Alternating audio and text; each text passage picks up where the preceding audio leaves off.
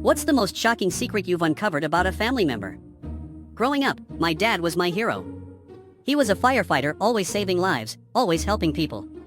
But when I was 16, I found something that changed everything. I was cleaning out the attic for a school project when I stumbled across an old box labeled Memories. Inside were photos, letters, and a small journal. At first, I thought it was just sentimental stuff, but then I started reading. It was my dad's handwriting, but the words didn't sound like him. He wrote about a life I didn't recognize, a life of lies, debts, and a family he'd left behind in another state. My heart raced as I flipped through the pages. There were names I'd never heard, addresses I didn't know, and even a photo of a woman and two kids who looked eerily like me. I confronted him that night, holding the journal in my shaking hands. He didn't deny it. He just sat down and said, "I was going to tell you when you were older." Turns out, my dad had another family before us. He'd walked out on them when things got tough, changed his name, and started over. The woman in the photo was his first wife, and those kids? My half-siblings.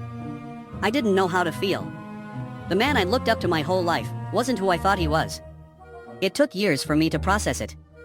And even now, I still wonder if there's more he's not telling me.